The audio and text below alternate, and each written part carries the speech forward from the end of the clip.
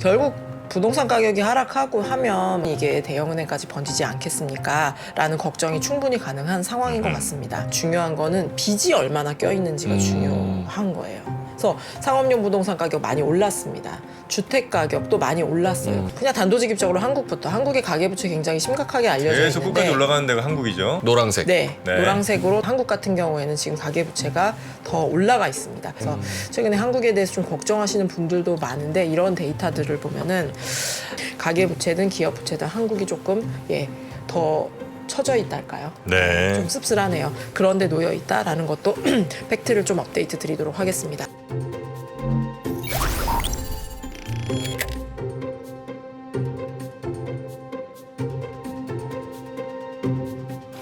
자, 네. 심층 인터뷰 오늘은 KB증권의 김효진 연구위원님 나오셨습니다. 어서 오세요. 어서 오십시오. 네, 안녕하세요. 네. 김효진권 김효진입니다. 반갑습니다. 자, 네. 우리 3프로 좀 자랑하자면 3프로가 발굴한 인재 몇 분이 계십니다. 조금 전에 있었던 오건영 부부장이라든지 네.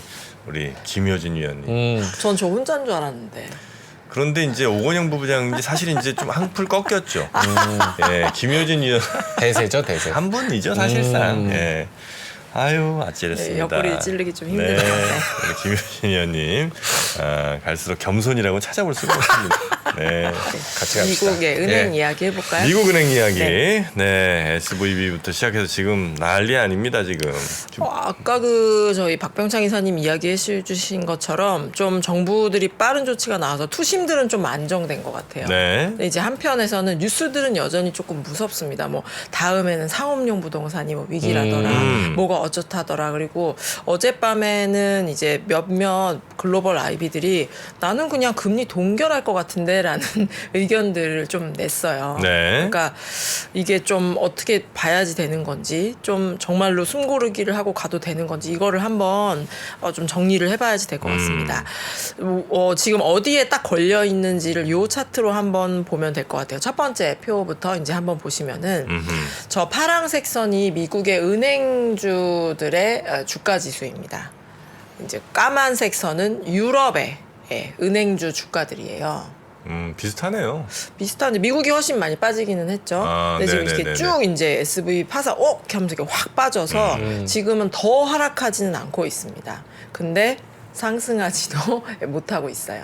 그래서 추가적으로 여기가 위험합니다, 저기가 위험합니다, 막 이렇게 들불이라 그러나요? 들불처럼 막 번지고 있지는 않은데 그러면 야 이렇게 보니까 괜찮은 것 같아. 다시 이제 뭐 낙폭과대야 라는 매수가 들어오고 있냐라고 하면은 그렇지는 아니죠. 않아요. 예, 네. 그래서 지금 뭔가 조금 느낌이 쎄하긴 한데 지금 당장 더 하락하지는 않고 상승하지도 못하는, 그래서 되게 갈팡질팡하고 있는 그런 고민들이 저 떨어진 이후에 바닥을 지지는 저 차트에서 지금 나오고 있는 그런 상황입니다. 여기서 이제 최근에 아마 언론 보도로 많이 보셨던 게 미국의 상업용 부동산이 위험하다. 다음에 돼가는 상업용 부동산이 네. 될 것이고, 이거는 단순히 이제 실리콘밸리의 조그만 은행이 조그맣진 않죠. 하나 특수한 은행이 파산하는 문제가 아니기 때문에 이거는 조금 좀 위험하지 않나라는 우려들이 나오고 있어요. 일단은 팩트부터 정리를 하시죠. 이 보고 계시는 차트는 미국의 상업용 부동산 가격이에요. 저 맨 위에 저 무슨 색이라고 해야 되나? 파란색 선이 가격 지수이고요. 그리고 네. 이 막대기로 되어 있는 거는 전년동월비 변화율, 전년동월비 증감이라고 보시면 됩니다. 증감이라고 보시면 되는데, 이 보시는 것처럼 2007년, 8년에 주거용 부동산도 하락했지만 이 상업용 부동산도 한 30% 하락했었고, 그 이후에 계속 플러스가 나다가 코로나 때 좀 하락했다가 급등했었죠. 근데 지금 저 빨간색 꼬리 부분을 보시는 것처럼 하락을 작년 한 여름 정도부터 미국의 상업용 부동산 가격은 계속해서 마이너스가 나오고 있는 그런 상황입니다. 네네. 사실은 주택보다 좀 약했어요, 상업용 부동산이. 코로나19 이후에. 왜 그랬냐면 재택근무하니까 사무실은 네네네네. 필요가 없는데, 재택근무하니까 사람들이 또 두 번째 집, 세 번째 집을 사면서 주거보다는 훨씬 좀 약해져 있는 상황입니다. 게다가 이제 주거랑 상업용은 이렇게 건별로 다르죠. 아주 역 앞에 이렇게 멋들어진 건물은 경기가 안 좋아도 또 어떻게 또 이렇게 주인이 바뀌어가면서 장사를 하죠. 근데 이제 저 변방에 교통이 좀 안 좋거나 네네. 좀 노후화된 것들은 좀 타격을 입을 수가 있고 주거용하고 상업용하고 이렇게 좀 직관적으로 생각해 보시면 좋을 것 같아요. 만약에 제가 좀 어려워져가지고 평수를 줄일 수는 있죠. 눈물을 머금고 평수를 줄이거나 좀 작은 집으로. 아니면 회사에서 이제 먼 곳으로 갈 수는 있죠. 근데 제가 이렇게 그렇다고 뭐 길에서 잘 쓸 수는 없잖아요. 그래서 어떻게든지 한 채는 이렇게 제 몸을 월세든 전세든 점유를 하죠. 그런데 만약에 이제 3%는 너무 글로벌로 확장하고 계시지만 네. 나중에 조금 부침이 있을 수도 있잖아요. 일을 굉장히 말 잘못해요. 조심하세요. 오늘 좀 이게 좀 꼬이네. 네, 있을 수는 있죠. 어느 있을 회사든. 수는 있죠. 그래서 네. 이제 3칸, 4칸 막 사무실을 확장하시는데 네. 3칸 늘리고 2칸 늘릴 수도 있잖아요. 네, 그렇죠. 그래서 이렇게 상업용 부동산 같은 경우에는 경제에 훨씬 민감하다라고 보시면 되겠습니다. 뭐 그렇겠죠. 네. 네. 그리고 이 민감한 게 그래서 금리에도 민감해요. 금리. 예, 금리도 이제 주거용 같은 경우에는 이제 가계부를 어떻게 쪼개서 이 뭐 월세를 내든 뭐 이자를 내든 하는데 장사가 안 되는데 임대료가 계속 나가. 그럼 쉐어 오피스로 가든지 뭐 그런 식의 극단의 수단을 빨리빨리 네네네. 취해야 되잖아요. 그래서 최근에 금리 오른 거에는 이 업황 그러니까 재택근무가 여전히 하고 있는 수요 측에서도 그리고 비용이 계속해서 이 자기 건물에서 장사하시는 분들 있으면 좋겠지만 많지는 않으니까 네. 이제 그런 분들 입장에서는 양쪽으로 뭔가 조여오고 있는 그런 상황이다라고 보시면 되겠습니다. 그래서 지금 저 차트의 꼬리 부분을 보시면은 네. 물론 뭐 기저효과 같은 게 있습니다만 미국의 상업용 부동산 가격은 전년 대비해서 이미 한 15% 정도 하락해 있어요. 1년 만에 한 1억 정도 하던 건물이 8,500만 원 작지는 않아요.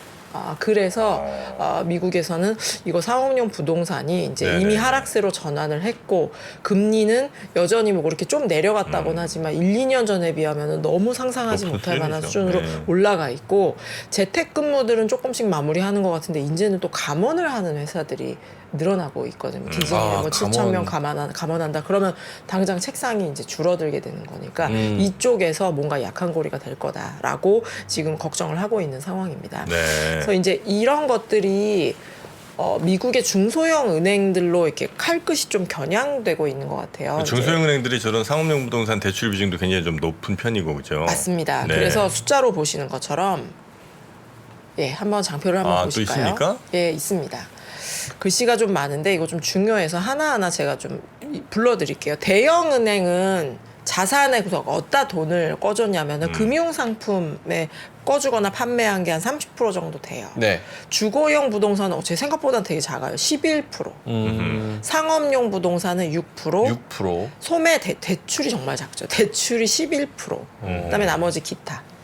이고요. 이제 소형 은행 같은 경우에는 금융 상품이 21%, 주거용도 대형 은행보다는 좀 많습니다. 14% 정도 되고요.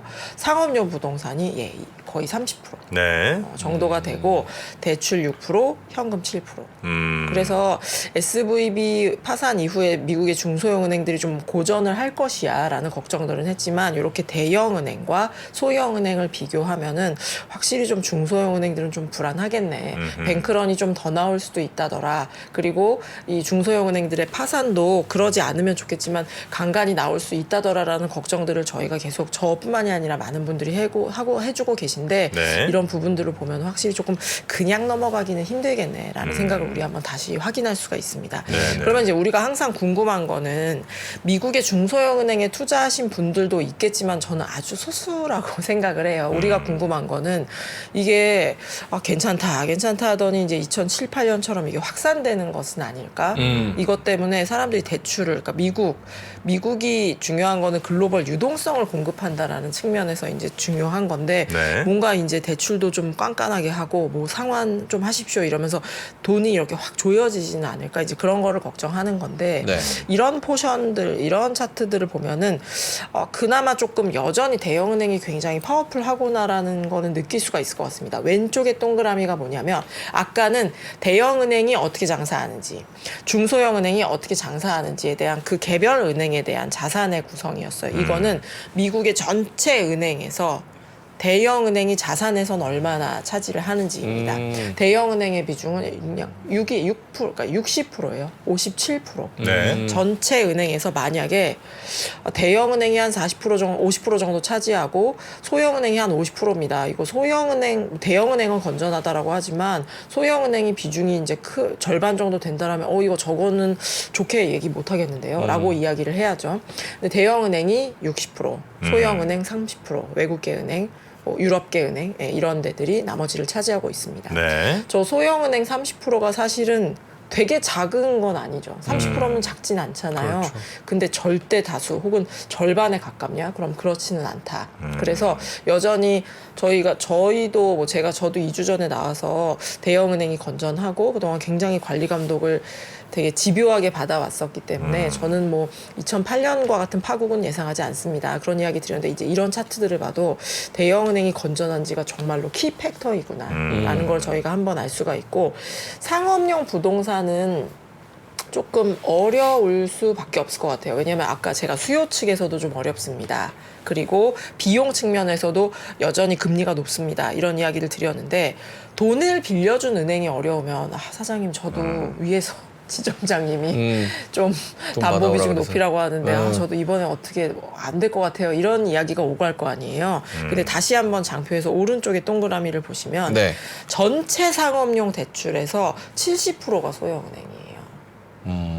네, 저 좀 많죠. 그러니까 전체 돈을 굴리고 대출을 해주고 전체 금융을 좌우하는 것은 여전히 대형은행입니다. 근데 상업용 부동산을 이렇게 잘라서 이렇게 놓고 보면은 소형은행의 비중이 거의 70%이기 네. 때문에 안 그래도 지금 예금이 빠져나가고 있다라는 상황에서는 이 상업용 부동산 대출에 대해서는 우리도 어쩔 수가 없잖아요. 은행 입장에서 소형은행에서도 어쩔 수가 없기 때문에 돈줄을 좀 잴 수밖에 없는 그런 상황입니다. 근데 저 지금 그래프를 보면 오히려 더 위험할 수도 있겠다라는 생각이 드는 게 상업용 부동산은 소형은행들이 익스포저가 굉장히 많고 자산은 오히려 대형은행들이 많기 때문에 네. 상업용 부동산이 만약에 가격이 하락하면 소형은행들이 대부분 다 타격을 받을 수 있고 그러면 당연히 도미노 효과로 대형은행까지 이런 시스템 리스크가 더 번질 수도 있겠다 이런 생각도 들게 되거든요. 너무 정확한 질문이신 것 같아요. 정프로님 분발하시고요. 정확한 질문이신 것 같아요. 분발하세요. 와, 질투조차 나지 않네. 야, 이렇게 나온다고? 네, 이렇게 한번 나가보도록 네. 하겠습니다. 지금부터 그걸 설명드리고 여기까지 들으셨으면은 네. 중소형은행, 대형은행 알겠는데 결국 부동산 가격이 하락하고 하면 대형은행도 말씀하신 것처럼 온전하겠느냐. 그리고 이거 SVB 은행은 그냥 실리콘밸리에 되게 특수한 은행이어서 괜찮을 것 같아요라고 하는 건데 사실 상업용 부동산이라는 거는 전국에 다 있잖아요. 네. 근데 맨하탄에 있는 건 계속 오르고 저 시골에 있는 것만 하락하진 않을 테니까 그러면 결국은 이게 지금 상황에서는 중소형은행만 위험하다고 하더라도 결국은 이게 대형은행까지 번지지 않겠습니까? 라는 걱정이 충분히 가능한 상황인 것 같습니다. 근데 제가 지금까지 보여드린 데이터들은 은행 입장에서 본 데이터잖아요. 네. 내가 소형은행이라고 치고 대출을 얼마에 해주고 있고 내가 상업용 부동산이라고 치고 어디에서 대출을 많이 받았고 근데 제가 2주 전에 나와서 되게 강조드린 게 그거였었던 것 같아요. 자산 가격이 오를 때 좋죠. 상업용 부동산 저는 없지만 오르면은 되게 평화로워요. 근데 하락하면 되게 많은 사람 피곤하고요. 근데 제가 이런 비유를 한번 드렸었던 것 같아요. 집이 100채가 제가 있는데 다 갭 투자야.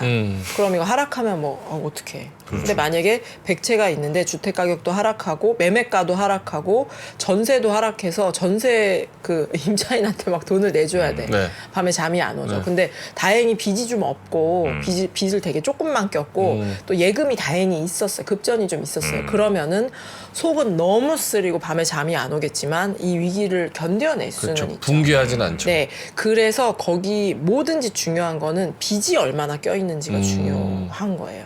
그래서 상업용 부동산 가격 많이 올랐습니다. 주택 가격도 많이 올랐어요. 근데 네. 이거를 레버리지가 많이 껴있으면은 금리를 이렇게 5%까지 올리지 않고 3%까지만 올렸어도 굉장히 어렵게 되는 네, 네, 거고 네. 빚이 이제 별로 없으면 5%까지 금리를 올려도 어떻게 꾸역꾸역 이제 몇몇은 이제 버텨낼 수 있는 거죠. 그래서 제가 2주 전에 보여드렸던 차트가 이런 것들이었어요. 6페이지를 보시면은 네. GDP 대비 미국의 가계부채. 그래서 제가 80년대 중반, 2000년대 중반을 비교를 해드리면서 2000년대 저 00, 02, 04라고 되어 있는데 눈으로 보시면은 부채가 쫙 올라가잖아요. 사람들이 막 땡겼어요. 막 땡겼고 결국은 금리가 한 1% 중반에서 5%까지 굉장히 서서히 올렸습니다. 저 때는 지금이 들으니까 정말 귀엽네요. 베이비 그렇네요. 스텝이라 그랬거든요. 금리를 25bp씩 이제 17번 올렸고 많이는 올렸지만 굉장히 뜸을 들일 그러니까 그 적응할 시간을 줬단 말, 밥을 뜸을 들일 시간을 줬단 말이에요. 근데 그럼에도 불구하고 레버리지가 저렇게 쌓여서 종국에는 이제 글로벌 경기 침체였죠. 그래서 제가 여러 가지 뭐 뱅크런 자체는 굉장히 무섭습니다. 다만 저 현재라고 되어 있는 부분을 보면은 오히려 레버리지가 줄어 있습니다.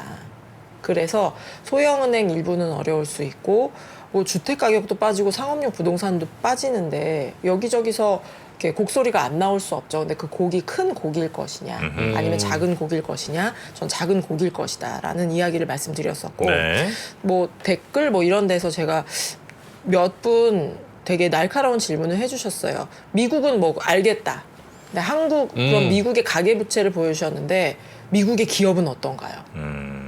아니면은 한국은 어떤가요? 그런 사실은 제가 좀 피하고 싶은 날카로운 질문들을 주셨어요. 네. 선이 좀 복잡하지만 저희 또 한국 사람이니까 한번 보시죠. 요 그림 좀 천천히 설명드릴게요. 네.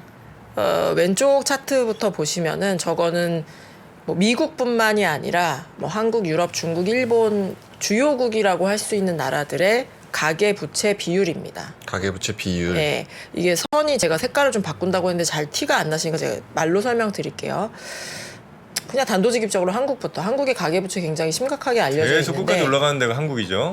노란색. 네, 네. 노란색으로 다른 나라, 그러니까 미국, 뭐 유럽, 일본 같은 경우에는 2000년대 후반 이후에는 오히려 좀 디레버리지가 이루어졌어요. 자이든 타이든. 한국 같은 경우에는 지금 가계부채가 더 올라가 있습니다. 저 꼬리가 다행히 지금 너무 제가 길게 그려놔서 그런데 1년 정도는 조금씩 줄고 있어요. 비율이. 네. 그래서 여러 가지 노력을 하고 있지만 굉장히 이제 이 선을 보면은 약간 그렇구나라는 탄식이 좀 나올 정도로 가계부채 부담 되게 굉장히 높아져 있는 그런 상황입니다. 저 밑에 있는 중국, 저 밑에 빨간색으로 쭉 올라가 있는 게 중국이거든요. 끊겨서 되어 있는 게 중국도 사실 각도로 보면은 굉장히 가계부채가 많이 늘었어요. 그러네요. 예. 많이 늘었고 최근에 중국에서 이제 부동산이 뭐 어떻게 하면 어떻게 된다 여러 가지 좀 우려들이 나오고 있는데 예전에는 사실 중국이 가계가 빚 자체 금융이 그렇게 발달돼 있지 않았고 워낙 급성장을 하다 보니까 데이터를 보다 보면 중국 분들은 집을 캐시로 산다는데 진짜인가 봐 라는 생각이 들 정도로 가계부채 적었는데 한 10수년 동안에 굉장히 급격하게 늘었습니다. 다만 중국은 여전히 레벨이 GDP 대비 60%라서 이게 빠르게 늘고 있어서 굉장히 걱정이긴 한데 막 굉장히 경제를 위협할 수준은 아니고 또 이제 중국 같은 경우에는 금융이 닫혀져 있죠. 네. 상당 부분. 그래서 미국의 부동산에는 사실은 전 세계 자금들이 나는 그런 적이 없지만 많이 몰려 있었기 때문에 그게 이제 탁 퍼졌던 거고 중국 같은 경우에는 금융이 좀 닫혀져 있기 때문에 저희가 아주 그 글로벌적인 리스크로 보고 있지는 않습니다. 그러면 기업 부채 같은 경우에는 오른쪽에 있는 기업 부채 네. 같은 경우에는 한번 띄워봐 주시면은 제가 미국의 가계부채 위주로 좀 많이 설명드렸었는데 전 맨 밑에 약간 젓갈색이라 그래야지 되나 굉장히 완만하게 평화로운 선 하나 있죠. 그게 미국의 GDP 대비 기업 부채예요. 네. 그러니까 70년대부터 지금까지 뭐 별로 줄어든 적은 없지만 되게 이렇게 스테디하다 그래야 되나? 그냥 아주 되게 작은 그러네요. 각도로 큰 올라갑니다. 변동 없이. 네, 그래서 뭐 돌이켜 보면은 2008년 서브프라임 모기지도 있었고 뭐 오일 쇼크도 있었고 뭐 많았잖아요. 뭐 많았었는데 미국의 기업이 좀 이렇게 관리를 잘하나 빚을 되게 무리하게 쓰지도 않고 그렇다고 막 너무 적게 쓰지도 않고 그래서 미국 주식이 그렇게 오랫동안 좋았던 걸까? 라는 뭐 여러 가지 생각이 듭니다. 그래서 이렇게 최근에 만약에 기업 부채가 상업용 부동산은 사실은 가계도 가게도 샀겠지만 기업이 좀 많이 샀다라고 봐야 돼. 기업 자금 혹은 이제 여러 가지 투자 자금이 들어갔다라고 봐야 되는데 네. 만약에 미국의 기업 부채나 가계 부채가 되게 늘어나 있었다라고 한다면 저 이 빚 중에 일부는 상업용 부동산으로 얼마인지는 모르겠지만 들어갔다라고 볼 수밖에 없습니다. 그래서 이게 지금까지는 괜찮다고 하는데 좀 껄쩍지근해요라고 네. 이야기를 드려야 되는데 기업을 봐도 가계를 봐도 미국은 조금 얄미울 정도로 부채 관리가 좀 되어 있습니다. 네. 저 맨 위에 왁 솟아 있는 게 중국이에요. 중국. 중국은 기업 부채가 글로벌 거의 탑 수준인 지가 좀 꽤 됐습니다. 국유 기업들이 들어 있어서 그런 거 굉장히 뭐 저걸 갖고 괜찮다라고 하긴 어렵겠지만 민간 기업이 저렇게 부채가 많으면은 굉장히 빠르게 위험이 됐을 수 있을 것 같아요. 그런데 이제 국유 기업 위주로 부채가 많다 보니 불안불안은 해 보이지만 관리가 되고 있는 그런 상황입니다. 얘기가 나왔으니까 한국의 기업 부채를 한번 보시죠. 네. 제가 한국만 얘기가 나오면 좀 목소리 기어 들어가게 되는데 네. 아까 좀 가계 부채가 글로벌 탑 수준인 거는 아마 좀 많이 들으셨을 거예요. 근데 저 노란색 선이거든요. 가운데 있는 저 2000년 정도가 한국의 기업 부채는 가장 높은 수준이었었어요. 네. 저 때는 한국 분이라면은 저 때 무슨 일이 있었지? IMF. 네, 굉장히 어려움을 겪었었고 네네네. 저 90년부터 기업 부채가 쭉 올라가잖아요. 저 눈대중으로 보면 한 60에서 한 110 정도까지 쭉 올라갑니다. 그래서 한국은 다른 태국이나 다른 나라보다는 건전했음에도 불구하고 이렇게 왜 같이 어려움을 겪었냐? 이제 기업 부채가 좀 빠르게 늘었던 게 어려웠던 것 같다. 그럼 최근을 보시면은 사실은 지난 외환위기를 겪은 다음에 기업 부채가 느는 거에 대해서 특히 대외 부채가 늘어나는 거에 대해서 굉장한 컨트롤을 했어요. 왜냐면 외환위기를 그렇죠. 겪었잖아요. 예, 그래서 굉장히 오랫동안 기업 부채가 늘지 않는 상황에서 유지가 됐었는데 한 2015년부터는 기업 부채도 좀 늘고 있습니다. 그래서 최근에 한국에 대해서 좀 걱정하시는 분들도 많은데 이런 데이터들을 보면은 한국이 뭐 그렇다고 저는 아주 뭐 처질 거라고 생각 안 합니다. 오늘 얘기 길어지니까 여기까지 팩트만 보여드릴 텐데 가계부채든 기업부채든 한국이 조금 더 처져 있달까요? 네. 좀 씁쓸하네요. 그런데 놓여 있다라는 것도 팩트를 좀 업데이트 드리도록 하겠습니다. 그러면 다시 한국 이야기를 넘어서서 글로벌 3%와 함께 글로벌 이야기를 한번 해보면은 네. 그러면은 가계도 빚이 별로 없대. 기업도 별로 없대. 다 빚이 없나요? 사람들이 무슨 돈으로 그렇게 주식하고 코인하고 부동산을 산 거죠? 정부가 빚이 많아요. 정부가 빚이 많다. 경제는 세 가지의 주체. 네. 가계, 기업, 정부. 그래서 정부가 많습니다. 그때는 코로나 때 늘어난 거예요? 전에도 좀 이렇게 금융위기부터 이렇게 늘어나더니 코로나 때 이제 빵 쭉 터졌고. 네. 근데 이 정부 부채가 많다라는 거는 이렇게 한번 생각을 해보시죠. 정부 부채가 많으면은 미국 국채만 해도 한국의 은행이나 대형 금융기관만 연기금이라고 하더라도 미국 국채는 다 가지고 있거든요. 그러면은 정부 부채가 많으면은 이거 더 골치 아픈 거 아니야? 뭐 그렇게 생각하실 수도 있을 것 같아요. 네. 생각하실 수도 있을 것 같은데 정부 부채라는 거는 좀 희한합니다. 정책을 쓸 수 있는 주체가 정부이거든요. 그래서 이 빚이 가계가 많았거나 기업이 많았으면은 사실은 훨씬 이렇게 문제가 더 일파만파 커질 수 있을 것 같아요. 네. 커질 수 있는데 이번에 SVB 사태가 발생한 다음에 굉장히 빠르게 예금자 보호 조치가 나갔고 이 중소형 은행에 대해서도 우리가 좀 도와줄까 말까 뭐 그러고 있어라는 조치들이 굉장히 빨리 나온 것도 제가 볼 때는 정부 부채가 위험을 잠재하고 있기 때문에 그래서 컨트롤할 수 있는 영역이 있기 때문에 굉장히 빠르게 조치가 나오지 않았나라는 생각들을 합니다. 네. 저희가 아마 뭐 이 은행과 관련된 위기, 금융과 관련된 위기를 굉장히 빠르게 좀 소각돼서 SVB 그런 일도 있었죠. 한 2달 됐나 봐요. 한 달 뒤에는 그런 얘기를 하면 좋겠어요. 좋겠는데 저도 이제 SVB 파산하고 나서 여러 기관 투자자분들하고 미팅을 해보면은 뭐 예전하고 다른 건 알겠다. 지금 막 이렇게 빚이 많지 않아서 괜찮다는 건 알겠는데 그럼에도 불구하고 위원님 좀 너무 찜찜해요. 뭐 이런 이야기들을 이제 하거든요. 네. 그래서 제가 요거를 마지막으로 좀 말씀을 드려야지 될 것 같습니다. 2007년도하고 8년도하고 글로벌 금융위기가 계속 우리를 이제 집어삼켰잖아요. 네. 그때 어떤 플로우로 이어졌는지를 우리가 한번 봐야지 될 것 같아요. 글이 되게 많은데 왼쪽만 보셔도 될 것 같습니다. 왼쪽. 예. 이제 한국은행에서 이 2007년부터 2009년까지 숨가쁘게 진행됐던 거를 한 4, 50페이지 일지로 정리를 하셨더라고요. 그래서 제가 그 일지를 다 봤어요. 되게 여러 번 봤어요. 여러 번 보고 어떤 플로우로 진행이 됐던 건가. 그러면 네. 지금 우리는 몇 단계까지 와 있고 뭐가 나오면 이게 정말로 더 악화되는 것인가. 그거를 한번 정리해봤습니다. 네. 다 읽어드릴게요. 시작은 2007년도 4월에 미국에서 뉴 센츄리 파이낸셜이라는 굉장히 작은 소규모 지역 기반의 은행이 파산합니다. 그게 시작이었어요. 약간 불안한데 지금 조금 상황이랑 비슷한 비슷해서. 것 같은데. 2007년도 4월에 제가 보고서 썼던 게 기억나요. 되게 부끄러운데 예. 너무 작아서 파급력이 적다가 저의 결론이었어요. 두 번째 스텝으로 가시죠. 두 번째 스텝은 2007년 8월 정도가 되니까 이 프랑스의 최대 은행인 BNP 파리바에서 나 일부 펀드의 환매를 못 해줄 것 같아. 헤지 펀드 그리고 몇 개가 망했어요. 이 미국 이외로 갔죠. 글로벌로 뻗어나갔죠. 위험이 글로벌로 뻗어나갔고 그리고 메이저급으로 올라갔죠.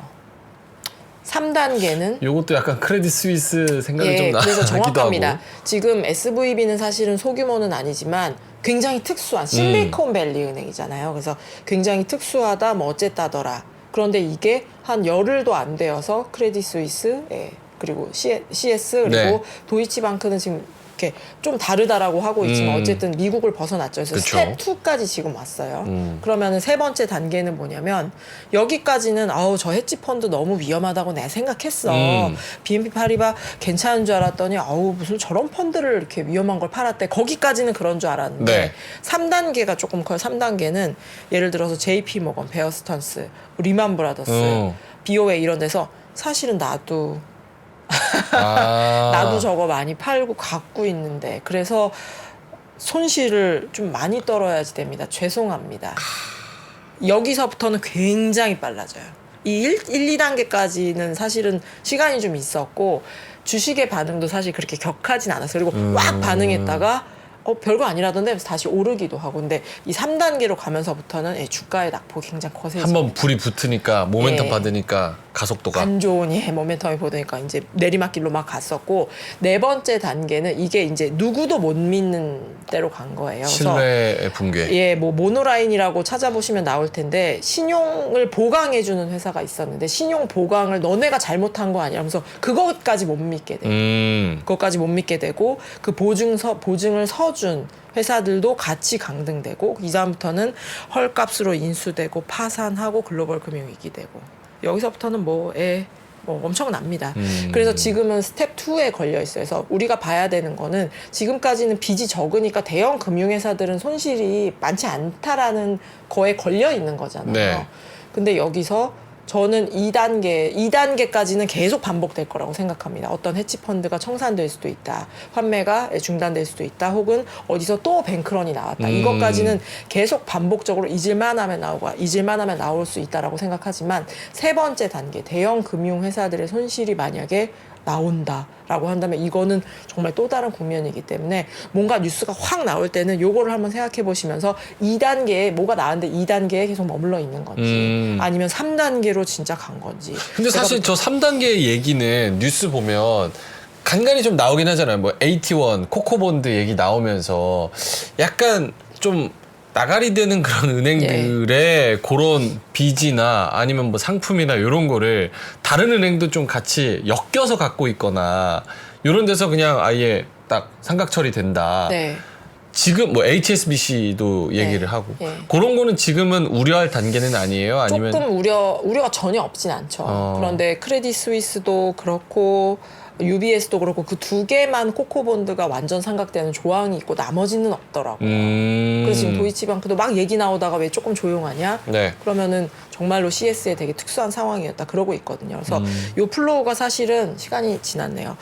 복잡해요. 아우 저 글로 내가 다 읽어줬는데 무슨 말인지 잘 모르겠다. 근데 뭐가 났을 때 네. 한 번은 좀 떠올려 보시면서 대형 금융 회사들로 이게 일파만파 번지는지 아니면 2단계에 걸려 있는지가 시장 방향이 굉장히 중요하다라는 이야기로 황급히 마무리하도록 그러니까 오늘 뭐 얘기가 좀 길었으니까 김효진 위원님이 보시기에 네. 지금 전체 시장과 그 금융시장, 뭐 국가 이런 측면에서 봤을 때 글로벌의 위험도는 0부터 10까지 몇 정도입니까?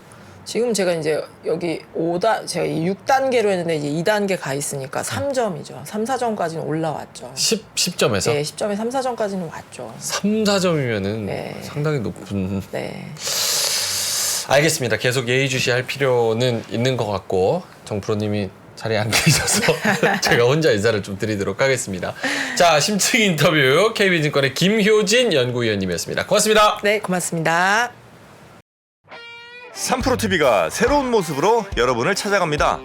오후 3시 반 클로징벨 라이브는 여도은 앵커 그리고 명민준 앵커가 여명 콤비로 함께 진행을 하고요. 6시 퇴근길 라이브에서는 정프로가 월요일부터 금요일까지 김영렬 센터장, 최창규 본부장 그리고 박지영 차장과 함께 진행을 합니다. 그리고 글로벌 마켓 전문가 이주호 앵커가 글로벌 라이브를 더욱 알차게 만듭니다. 2월 6일부터 새로워지는 3프로TV 다시 한번 많은 관심 부탁드립니다.